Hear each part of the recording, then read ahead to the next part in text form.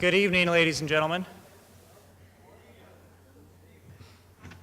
Thank you. Good evening.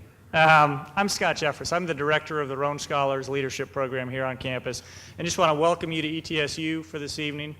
Our guest speaker for the evening has been on campus all day, started at 8 o'clock this morning. That kind of schedule is something I guess she's probably used to in her travels, but she's spoken to various groups, students, staff, faculty, and has just great response, as you might imagine. But I know that she has saved some energy and some inspiration and some stories for this evening. Thank you. Thanks to each of you for joining us. I know it is a beautiful day outside.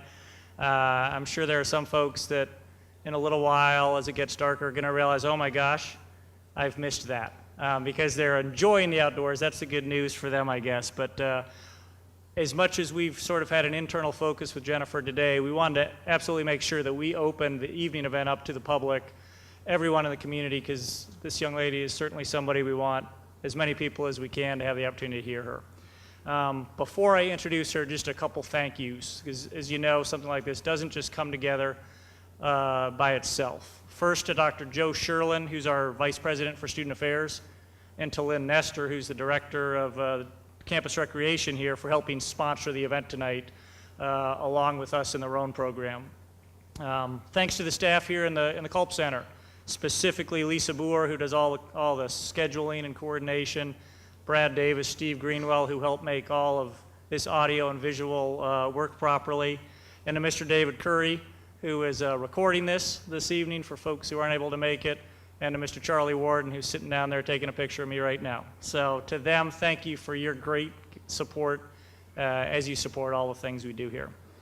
And then lastly, thanks to students, Allison, Simmerly, Lana Cantrell, and to Roan Scholars who are spread out throughout the audience for volunteering, helping just do all the things again that make something like this come together smoothly so that we can just sit back and enjoy it. So now to our guest speaker. Just briefly, Jennifer Pharr Davis, just an accomplished writer. She's a speaker. She is literally a world-class athlete and hiker, as I'm sure probably everyone in the room knows at this point. She's logged over 12,000 miles on 6 continents. She, along with her husband and their 2-year-old, have hiked in all 50 states.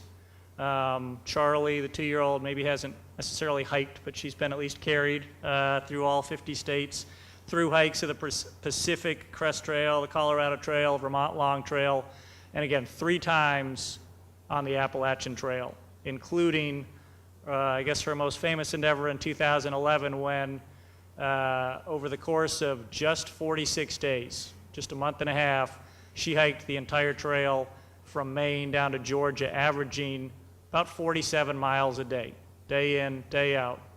Yeah, some of you are nodding, breathing, shaking your head. It's a little unbelievable, isn't it? And yet that's the woman that we're going to hear from tonight. And again, as a result of all these accomplishments, she's been featured on everything: New York Times, ESPN, CBS Early Show, NPR's Talk of the Nation. You name it, they've probably wanted to speak with her, hear from her. She mentioned earlier today, she was at a TED Talks convention recently. The opportunities she's had to share her story as a result of her accomplishments are really just amazing. She's also the founder and the owner of her own company, Blue Ridge Hiking Company, which is based out of Asheville, just an hour south of here. It's a guiding service that really just, I'm sure she'll tell you, but really just focuses on exposing people to the outdoors and just sharing all of that. As I've had the opportunity to interact with her and watch her all day, I will just tell you, incredibly impressive, incredibly inspiring, and I'm confident that we're going to hear more of that tonight. So with that, if you would help me welcome our guest, Jennifer Pharr Davis.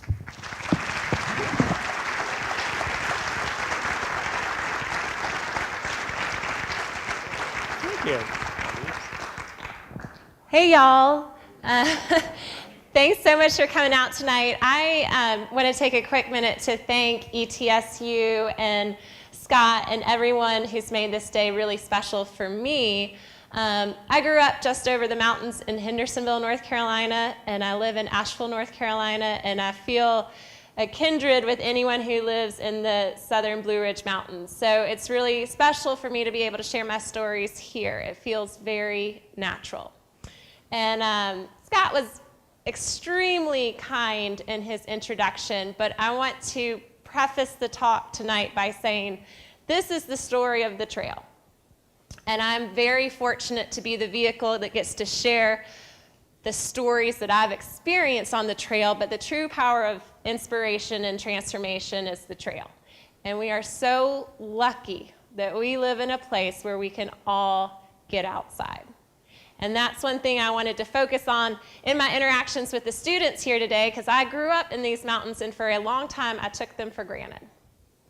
And that's a shame. And so now, having traveled all over the U.S. and all over the world and hiked over 12,000 miles, this is my favorite place. This is my favorite place to go into the woods. And we are so lucky to call it home.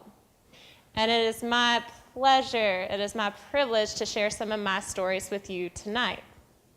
Now, when I talk about the trail, there's two trails. There's the universal trail, there's trails all over the U.S., all over the world, and then there is the trail. You all know what I'm talking about? And thankfully, we're here in Johnson City, so y'all probably all say it correctly too, right? It is the Appalachian Trail. Do you agree? Thank you. All right, now that we've accomplished that, the Appalachian Trail is the path that has changed my life. It has meant so much to me over so many years. And while people usually have me come and speak to audiences or schools because I was the record setter on the Appalachian Trail, it's important to recognize that a journey of any distance or any speed always has to start with a single step, right? And my first step on the Appalachian Trail took place when I was 21 years old. So the same age as a lot of the students here at ETSU. And even though I had grown up in these mountains, I had never before set foot on the Appalachian Trail. In fact, I had only spent 2 nights in the woods my entire life. But the good news is, at age 21, that doesn't matter, right?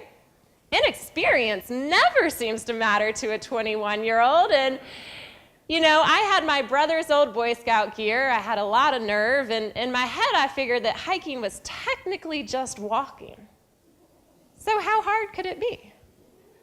So I started by myself in Georgia, and my goal was to hike the entire Appalachian Trail, or AT. And this is what I consider an Appalachian Trail community, so I'm not going to spend too much time giving you the background on the Appalachian Trail, but I think most of you realize it is over a 2,000-mile footpath that goes through 14 states between Georgia and Maine. And each year now, about 2,500 people will try to hike the entire trail. And of the 2,500 or so folks that start, only about 1 in 4, or 25%, will finish. Now, I wanted to be one of the 25%. I wanted to finish.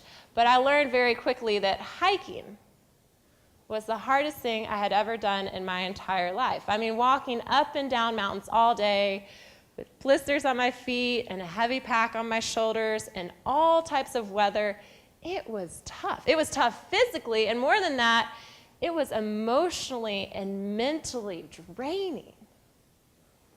That first time I went out to the trail, I was out there for 5 full months.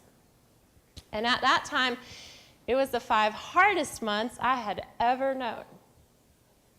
But even today, and that was over 10 years ago, but even today, I will say that was the best 5 months of my entire life. Because the trail completely changed me. And the good news is I like the woman at the end a whole lot more than the girl who started. I mean, because of the trail, I now valued simplicity. I learned I could be happy, I could be content with just the items I carried in a pack on my back.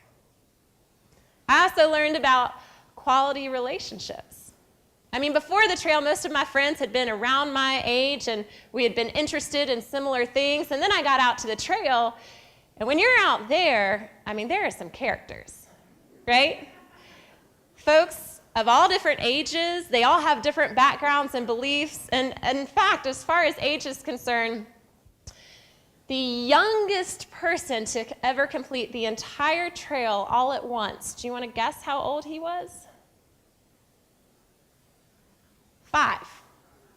A 5-year-old boy did the entire trail with his family.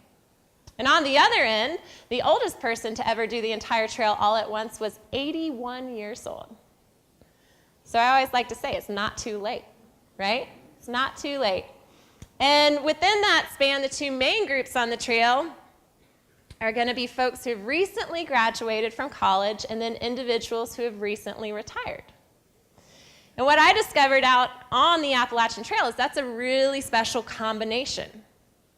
I mean, I loved being around other individuals my age, and I was relieved to realize that they didn't have it all figured out either. But more than that, I was really grateful to spend a lot of time and a lot of miles with folks in their late 50s or 60s or 70s because they had a lifetime's worth of experience and knowledge and wisdom. And on the trail, they had time to share their stories. The trail forces you to be a good listener, so you get to know people really well, really quickly. And every person I met knew something that I didn't know and could do something that I couldn't do. And spending time with them was a way of investing in myself. And I loved that. But surprisingly, when it was over, right away, two of the things I missed the most about that trail experience were the silence and the solitude that I had discovered. And that's surprising because when I started as a 21-year-old by myself, I was terrified that I was going to be bored and lonely. But I learned that there's a difference between being by yourself and being lonely. And I missed being by myself on the trail. But the thing I missed most of all is very strange. It doesn't seem to make sense because the thing I missed most of all was how beautiful I felt out in the woods. And that absolutely does not make sense because when I was out there, I was filthy. I was covered in dirt, bug bites, scrapes, and bruises. But for 5 months, I didn't have a mirror. And I had to tell all the students here today that this was before the day of the selfie, right? So I wasn't taking digital pictures of myself the entire way. And I also didn't have billboards or magazines or commercials telling me what I should look like. So I started to see myself in a whole new way. I started to see myself through my interactions with other hikers. And if I could make someone smile, that made me feel pretty. And growing up around here, I always thought that nature was beautiful. But I had never seen myself as a part of nature. And I had never seen myself as a part of all that beauty until I walked the trail. And finally, after going through 14 states, after hiking over 2,000 miles, you better believe that I based my self-worth a whole lot less on how I looked and a whole lot more on what I could do.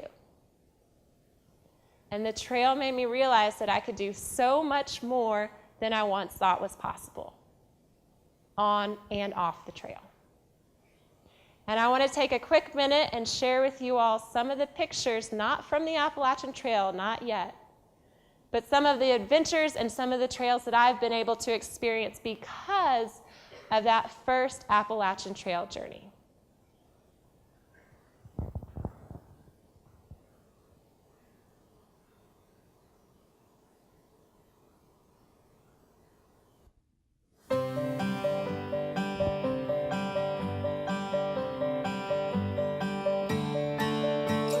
Rise and fall like the tide.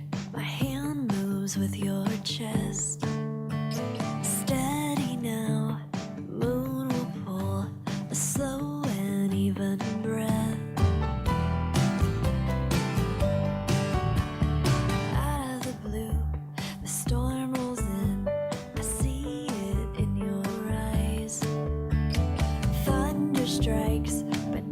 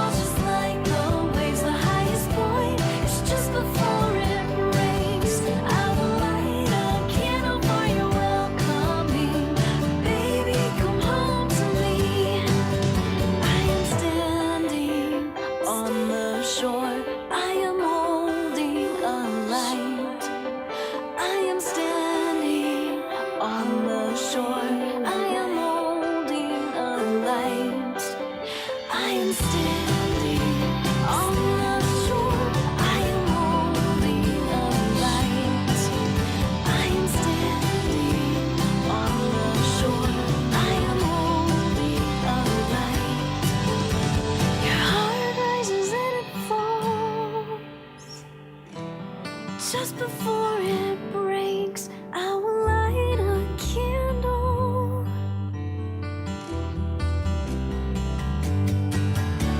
Your heart rises and it falls just like gold wings. The highest point is just before it breaks. I will light a candle for your welcoming. Baby, come home to me. Your heart rises and it falls. The highest point is just before it breaks. I will light a candle. Baby, come home to me. Baby, come home to me. Baby, come home to me.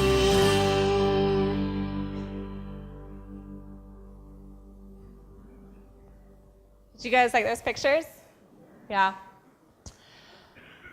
I very quickly fell in love with hiking and the trail, and it's not that hard to see why.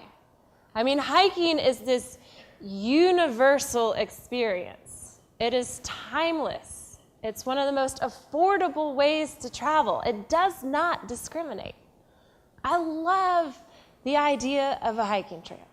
And for years, I worked to hike. I mean, I worked to save up time and money, and then I hit the trail. And then I went back to work and did it all over again. And finally, no one would hire me. So at that point, I actually started my own hiking company because I really wanted to get other people outdoors, and I thought maybe I could do that through writing and speaking and guiding on the trail. But I still wanted to hike some on my own too. And I was actually making plans for my next big adventure when something happened that I thought might ruin everything. Any guesses? Baby? Not yet, no. Marriage? Yes, marriage. I met my husband and I fell in love, and my husband is this wonderful man who's very, very supportive, but on our first date, we went for a hike. We went for a hike, and at the end, he looked at me and he said, I thought I liked to hike, but I don't think I like it as much as you do.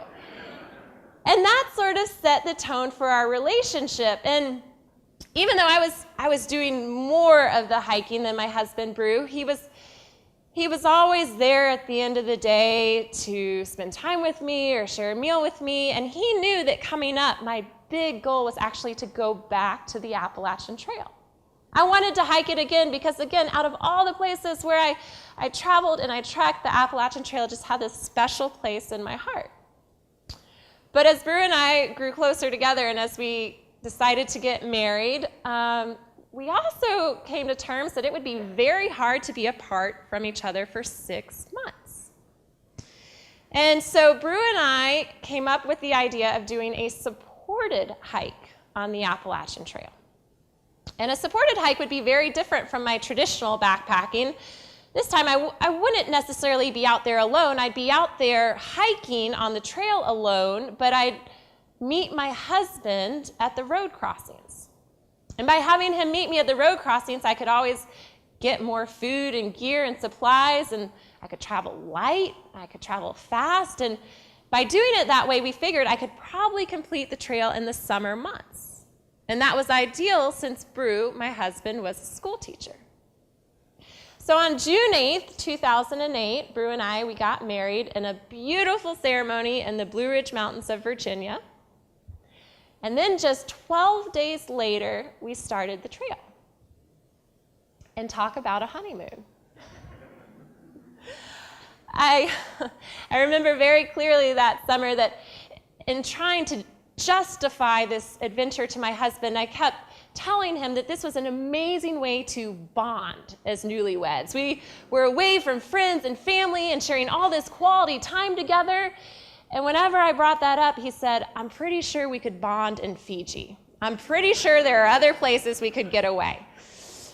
But nonetheless, he helped me the entire trail, and I loved it. I liked feeling light. I liked being able to hike from sunup and sundown, and with the support of my new husband, I made it this time from Maine all the way to Georgia in 58 days. 58 days. And we established a women's record on the trail. I had averaged 38 miles a day. And that's not shabby. It's not. And I got to the end, and I was proud, and I had all these sweet memories, and the trail once again had just grown in my heart, and I learned so much, but there was one problem. There was one problem that summer. I got to the end, and I knew that I still had more to give. I still had something left. And after that experience, after hiking the trail in 58 days, it got me thinking about the overall record on the Appalachian Trail, which at that time was 47 days. Still a big gap. It's a difference of about 10 miles per day. But all of a sudden, after doing the trail in less than 2 months, I realized that going fast on the Appalachian Trail is really not about going fast at all. It's not about speed. It's not about strength. It's about strategy. It's about endurance and consistency and efficiency and teamwork and a little bit of good luck. And now there was this small voice inside of me that said, I might have what it would take to set the overall record. But I took that voice and I buried it down deep out of respect for my husband, who did not want to support me down the trail for another summer. And together, the next few years, we decided to hike at a much slower pace and explore different trails. So we went out to Colorado and we thru-hiked the Colorado Trail, and it was beautiful. The following summer, we went to Europe, and there are footpaths everywhere in Europe. And we loved going from one to the other. But the entire time, that small voice inside of me, it definitely did not go away. What do you think happened? It got bigger, right? It got bigger, it got stronger. And I got to the point where I realized there were only two options. There were only two. Either we would go back and just try for the record, or else I would always look back. And I would always wonder what might have been. And I didn't want to look back and wonder.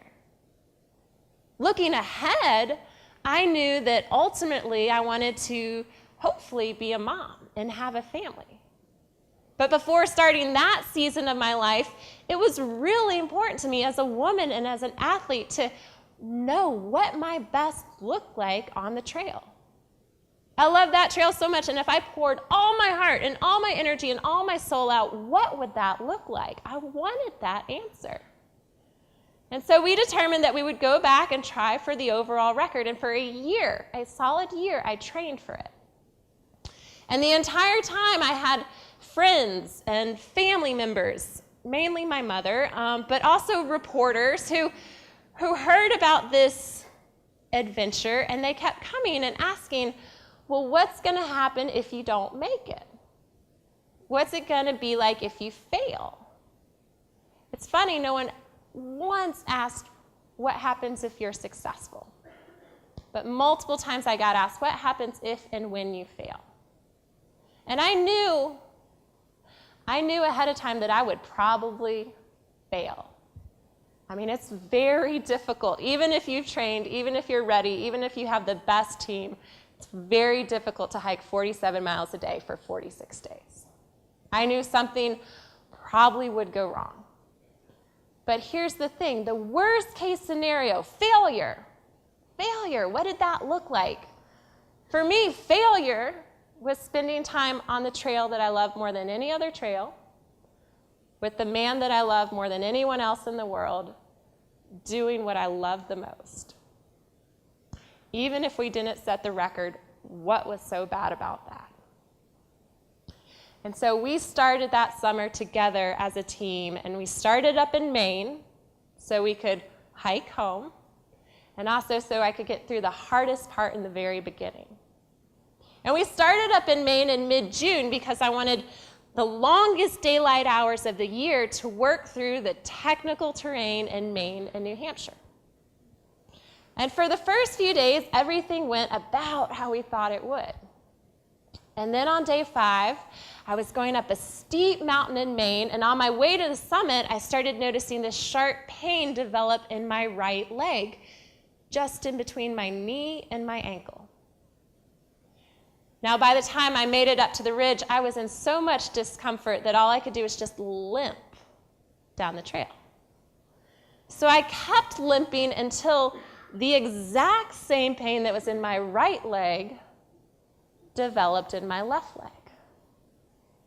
And within 3 hours, I had developed full-blown shin splints. And as a hiker and an athlete and an individual, I've dealt with a lot of injuries in my life. I've had a broken bone. I've been very sick at times. At this point, I have been through labor and delivery. And I will honestly say I cannot think of anything more uncomfortable, more painful, more miserable than trying to hike all day on shin splints. Going uphill is excruciating, but going downhill is unbearable. It is. There are times on my descent where I would plant my foot and my leg would literally buckle beneath me because of the pain, and I would collapse down to the trail. But I was convinced that my injury had been caused by the high mileage days on the rocks up in Maine. And having done the trail before, I knew if I could just make it to Vermont. A lot of the hikers on the trail actually call Vermont Vermud. And if I could make it there, the trail would be a lot softer, and maybe my legs would be able to heal. So that was my goal. Get through Maine, get through New Hampshire, make it to Vermont.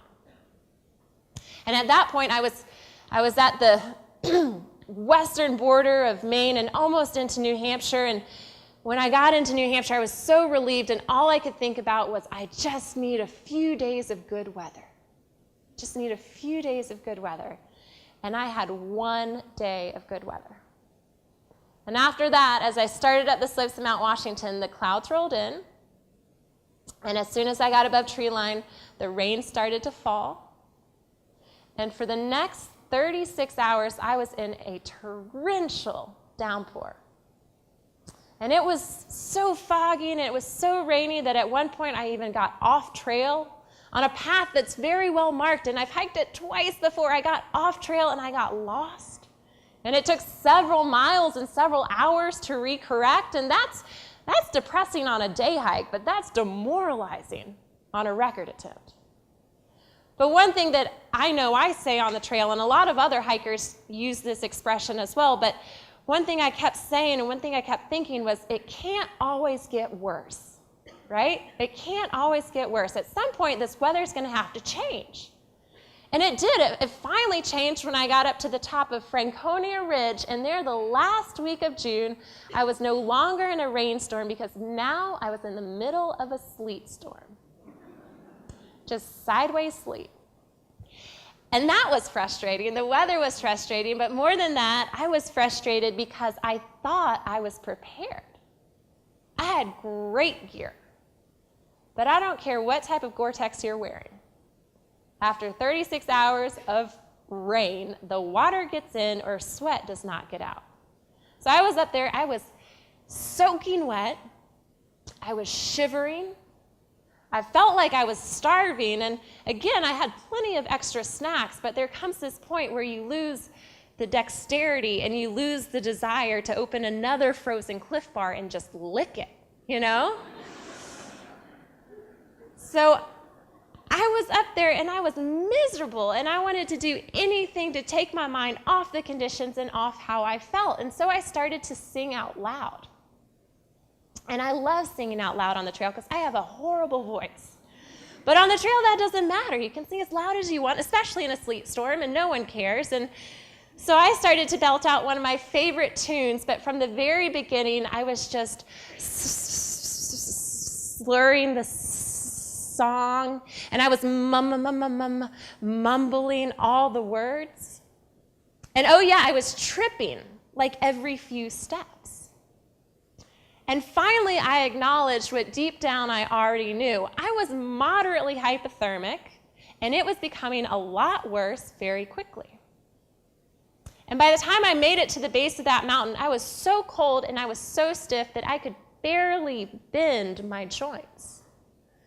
But my husband, who almost always met me at the road crossing, he assumed there had been bad weather. So he took the initiative to hike in, and he brought our tent, and he brought gear, and he set everything up. And as soon as I saw our shelter, I got inside. Now, I was so cold and wet that I couldn't even undress myself. So he helped me out of cold, wet clothes into 2 sleeping bags, and for the next 30 minutes, I laid there and I just shivered. But when I finally started to relax just a little bit, what do you think I wanted to do next? Before I wanted to hike, I wanted to eat. Food is wonderful medicine for hypothermia. It will warm you from the inside out. And I was voracious. So in the next 20 minutes, I consumed over 3,000 calories. And I know that for a fact because Brew thought it would be funny to keep a running tally as I was eating. So 20 minutes, 3,000 calories, and I started to feel a little bit better. And I knew I needed to try to get back on the trail, because if I didn't get back on the trail, then I wasn't going to get back out. And at that point, I was looking around the tent, and I could see that Brew had brought in extra clothes. He thought of everything. I was able to put on a warm fleece and a dry rain jacket and fresh socks, but as I was looking around the tent, I discovered that there was not an extra pair of pants. So then I look at my husband,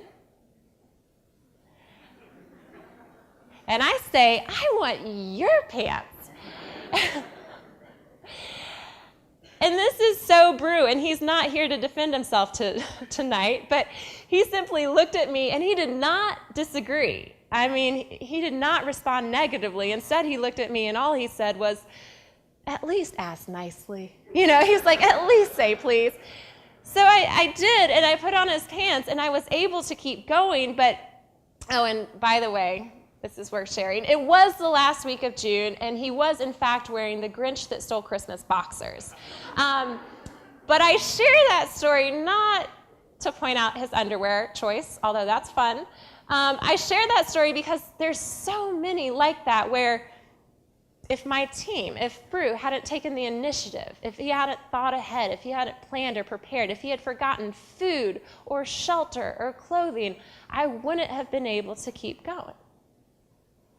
And that's one thing I love about the record. I know it's hard to explain why you would ever want to hike 47 miles a day for 46 straight days, but one thing I loved about the record is that it took this trail, which for me had been a very solitary experience. It had taught me all about being self-reliant. And now on a record, I was learning all about teamwork. I was learning all about depending entirely on other people. And when I think about our record, I completely believe that I owe it more to my team and more to my husband than any training or any athletic background that I have. And one of the reasons I say that, there's so many, but one of the best illustrations is when I finally got to Vermont. When I finally got to the place where it was all supposed to get better, I still had my shin splints, and my first day in Vermont, I got horribly sick. And it's never fun to be sick. I mean, it's not fun to be sick at home, but it's especially not fun to be sick on the trail. And the type of sick I had, I wasn't even on the trail. You know what I'm saying? You know, yeah. I was just running off trail every few minutes. So now on top of everything else, I am depleted, I am dehydrated, and giving my best, giving 100%. I can't even go 1 mile per hour. So for the first time on any trail, I quit. I thought, I've asked my body to accept this challenge, and I just don't think I can go any farther. And when I finally arrived at the next road crossing, Brew was waiting there like always. And I walked out of the forest with tears in my eyes, and I told him how much I hurt, and I told him how sick I was, and I told him that we were done. We were finished with the trail. And this was the man who gave me the pants off his body. So I knew that he was going to wrap me up in his arms and help me to the car and get me to some place where I could start to feel better. So I looked at him waiting for my embrace. And he looked straight back at me and he basically said, "Suck it up. Suck it up." And every time I tell this story, I get a little angry. I get a little angry.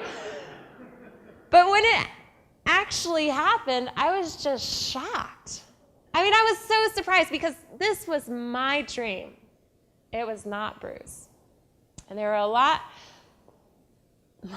of other things that he would rather be doing with his summer vacation as a teacher than helping me down the trail and seeing me hurt. But in that moment, and to me, really loving someone is about really knowing someone. And this is one of the most loving things he has ever done, because he looked at me and he said, "I don't think you really want to quit. I think that right now you feel too bad to make a good decision. So I want you to eat and drink and take medicine and then keep going. And tomorrow night in 36 hours, if you still want to quit, that's fine. That's fine. But you just can't quit right now." So I left that road crossing, counting the minutes and the miles until I could officially quit. But by the end of the day, I no longer wanted to stop. And the strange thing was, at the end of the day, I also no longer thought that I could get the record. I thought it was long gone, because there I was behind schedule. I still had my shin splints. I was feeling a little bit better, but I was still sick, and I thought, there's no way I can get the record. But I realized, going through that process, that my ultimate goal that summer was not to be the best. My ultimate goal was to find my best. And that's what drove me to keep hiking down the trail. And after that, well, before that, I'll say, our main focus, our main topic of conversation had been numbers. We were so driven by the numbers, where we needed to be, what my miles per hour were, where the previous record setter was at any given point. And after Vermont, the one thing that Brew and I said back and forth every single day was, just do your best. Just do your best. And I had a lot of help that summer and a lot of conversations with other hikers and other runners, but there was one conversation in Pennsylvania that really stands out. Because I was hiking late at night, and there was another hiker who had come out to join me for that section, and we were walking and we were talking, and midway through our conversation, he turned to me and he asked, a lot of people thought it, but he asked point blank, "Are you even having fun out here? Are you even having fun?" And I looked at him and I said, No, I'm not having fun out here, but I think this might be better than fun. And that was not a thought out answer. I was at the end of the day and I was tired, and that's just what came out naturally. But looking back, I think it's the perfect answer. And that's not to say I don't like fun. I love fun. But in my life, the things that have meant the most to me and the things that have been the most rewarding have been the things that I've had to work for. And they've been challenging, and they've been difficult, and they have forced me to grow. And after 46 days, 11 hours, and 20 minutes of growing and giving our best, we made it to the end of the trail. And it just so happens that our best was good enough to set the overall record. And I want to take another quick minute and share with you all some of our pictures and some of our memories from the trail that summer.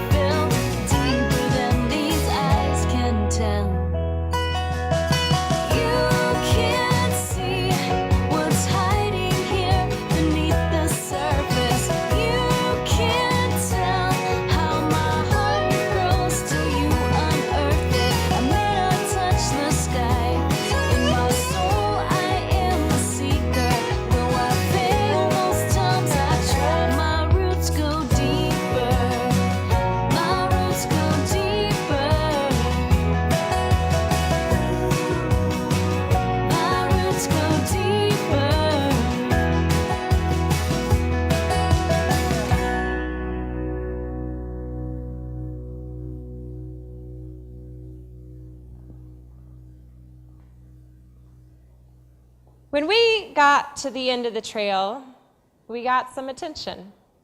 We got some praise, we got some criticism, and we got a lot of questions. But no one seemed to be asking the right questions. No one seemed interested in what I'd learned or what the most valuable part of the experience had been. Instead, everyone wanted to focus on the numbers. They wanted to talk about how I averaged 46.93 miles per day, how I survived off of just 6 hours of sleep, what it felt like to walk for 16 or 17 hours straight, or what I had to eat to consume over 6,000 calories a day. They asked me if I was scared to see 36 bears that summer. Scared. That was one of the highlights of the trip.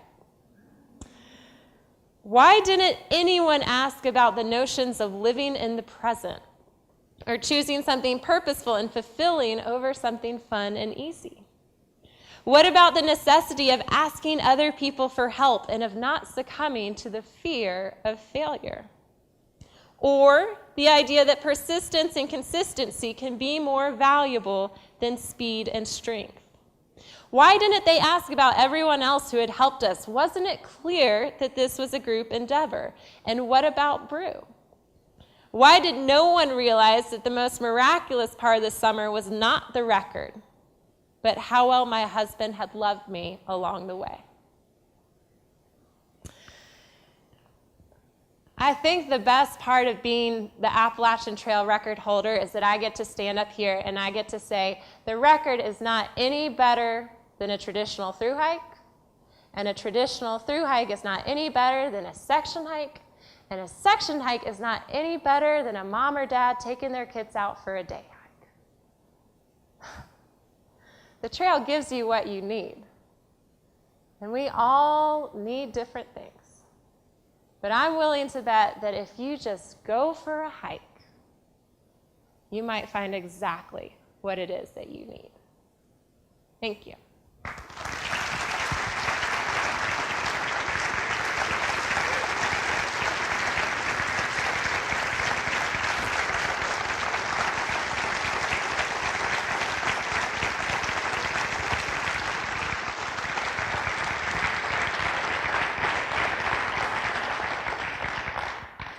So at this point, we have 5 minutes left, and that means we get to take just a few questions. So if you have a question, raise your hand.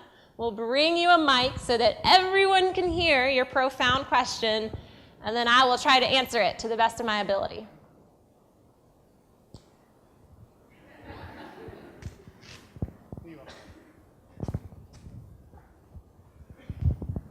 So now you're done. You've done it. You have made it. I am done. Yes, I'm done. Are you satisfied? What? Are you satisfied? Oh, I am totally satisfied. And I think, you know, the nice thing is when I realized that the point was not getting the record, the point was finding my best on the trail, it's made it a lot easier to leave it on the trail too. I mean, someone will break my record, and that's fine, but no one's going to change what we accomplish. No one's going to be able to change what I learned. No one's ever going to be able to take away the memories. And that's what you cherish from the hike, from any hike. And so, yes, as far as records, I am completely satisfied. Cool. So is my husband. So, very good.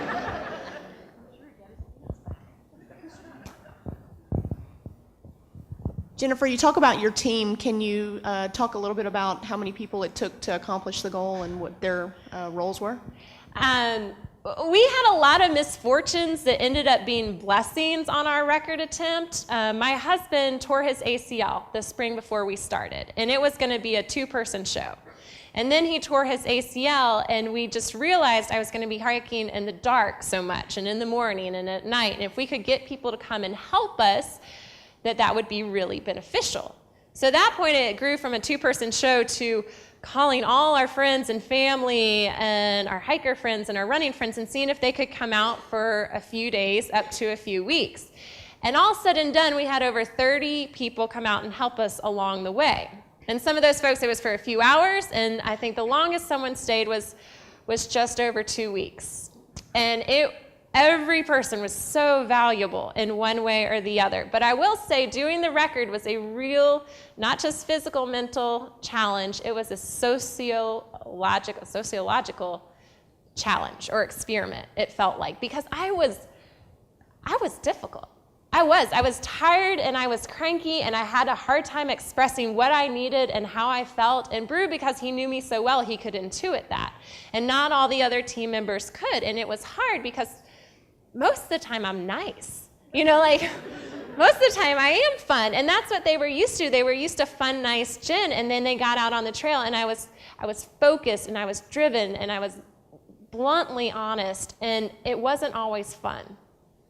And so that was hard on some of the friendships, but in the end, thankfully, you know, whether we got along on the trail or not, it brought us all closer together. Some of the friendships right on the trail, it was great, and we had a great time together. And then others, we sort of had to talk about it afterwards and be like, that was really hard. That was really hard on our friendship, and I'm sorry for that. But in the end, it was still an experience that brought people together, but it was hard.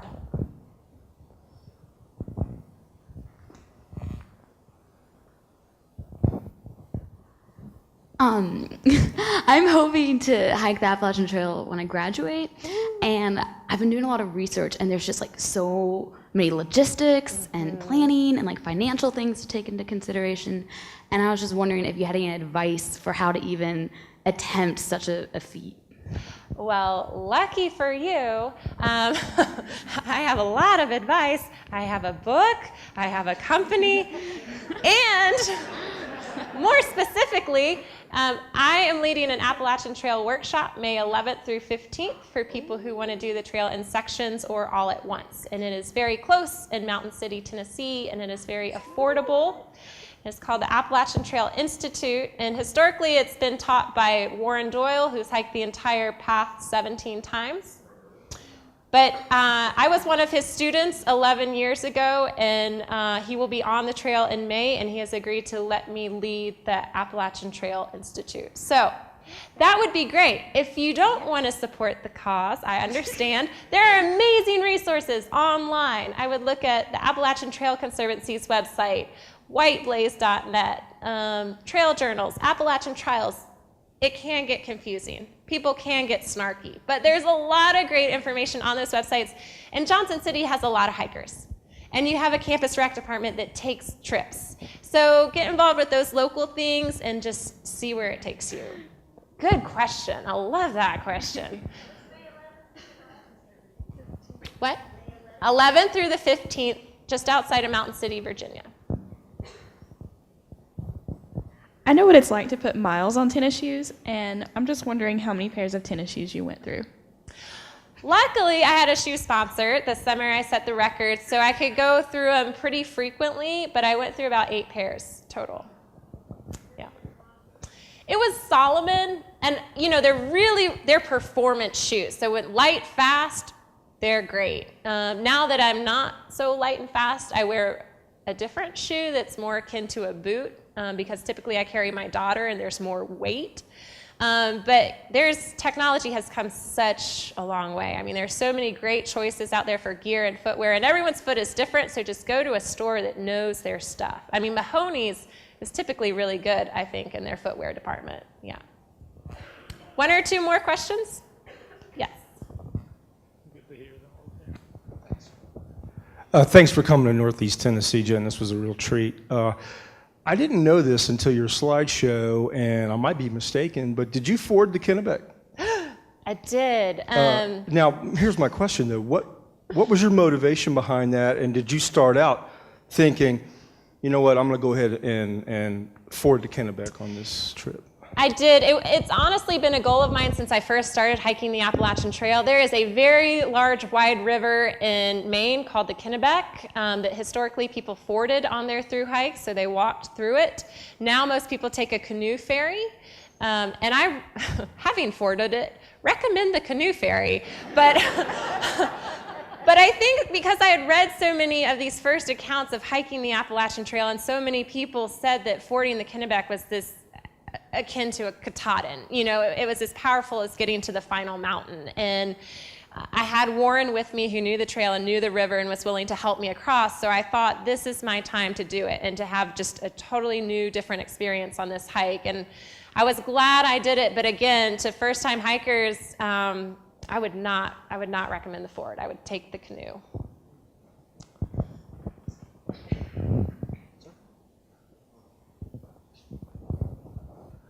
I'm currently hiking the AT. I started in February 12th, and I'm staying at a wonderful place right now, and they just brought me here today, actually, and so just very You blessed. can't escape. I'm sorry. And I broke my hand 3 weeks ago and just kept hiking. I found out today it was broken. But anyway, I'm going forward, and your experiences and everything are very relative to what I'm doing. But what was it like to write your book, and did you have to do more to be able to accomplish that? Did you have a lot of people put that together, or did you just do it by yourself? It's a lot like hiking. It takes a lot of time.